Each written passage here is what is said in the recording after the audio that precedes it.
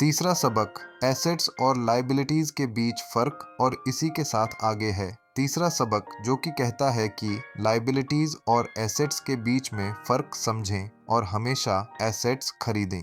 वैसे सुनने में ये बड़ी आसान सी बात लगती है ना, लेकिन यही एक नियम है जो आपको अमीर बनाने में मदद करेगा।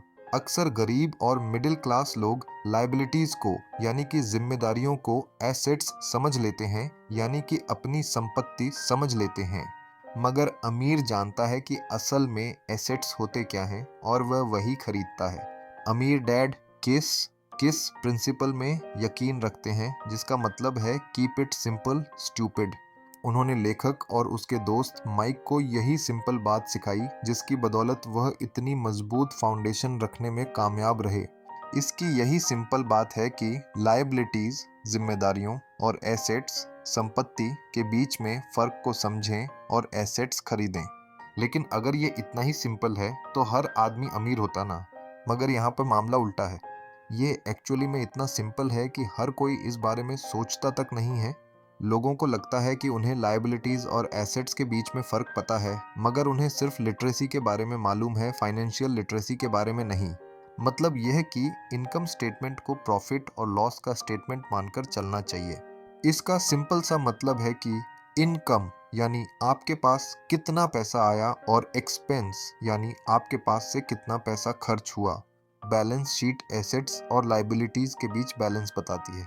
बहुत से पढ़े लिखे अकाउंटेंट को भी यह पता नहीं होता है कि आखिर बैलेंस शीट और इनकम स्टेटमेंट कैसे एक दूसरे से जुड़े हैं। Image comparing an income statement and a balance sheet. और अगर हम इस बात को समझना चाहें तो एसेट्स वह चीज़ें होती हैं जो आपके लिए पैसे कमाने का काम करती हैं। मान लीजिए आप कोई घर खरीद कर उसे किराए पर देते हैं, तो उसी किराए से आप वह लोन भी चुका सकते हैं जो आपने घर खरीदने के लिए लिया था। अब घर भी आपका हुआ और उससे मिलने वाला किराया भी। इसके उलट लाइबिलिटीज़ आपकी जेब से पैसे खर्च करवाती हैं। जैसे कि घर खरीद करके उसमें खुद रहने से आपको कोई किराया नहीं मिलने वाला। तो अब आप समझ गए होंगे कि अगर अमीर बनना है तो एसेट्स खरीदिए और गरीब ही रहना है तो लाइबिलिटीज़।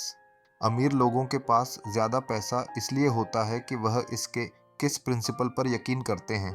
वहीं दूसरी तरफ गरीब लोग इस प्रिंसिपल को ठीक से समझ ही नहीं पाते।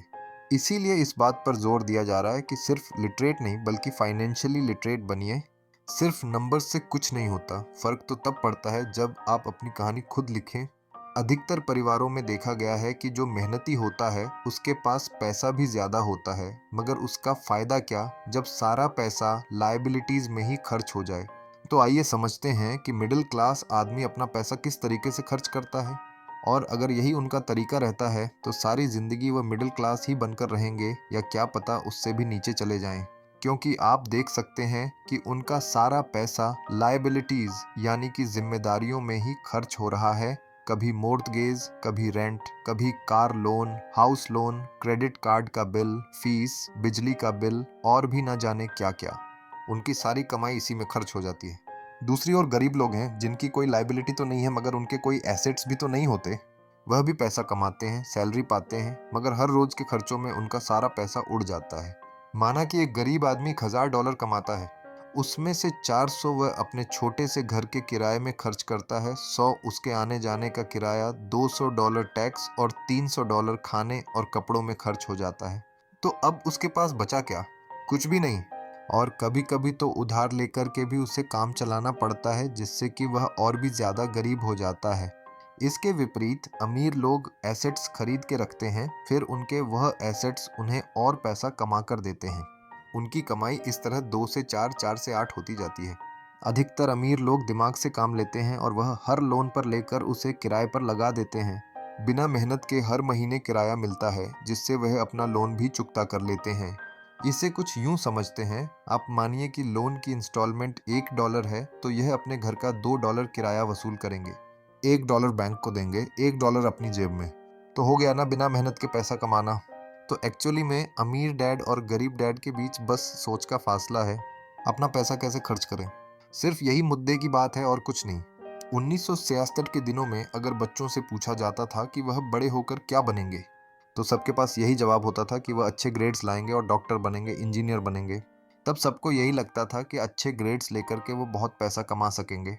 हालांकि उनमें से बहुत बच्चे आज बड़े होकर के डॉक्टर बन चुके हैं, बावजूद इसके उनमें से काफ़ी लोग आज भी फाइनेंशियली स्ट्रगल करते नजर आएंगे, क्योंकि उन्हें हमेशा यही लगा कि ज़्यादा पैसा कमाने से उनकी सारी परेशानियां दूर हो जाएंगी।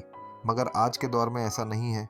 आज बहुत से बच्चे फेमस एथलीट बनना चाहते हैं, या फिर सीईओ, या फिर कोई मूवी स्टार या रॉक स्टार, क्योंकि उन्हें पता है कि सिर्फ अच्छी पढ़ाई और अच्छे ग्रेड्स के भरोसे बैठ करके वह करियर में सक्सेस नहीं पा सकते।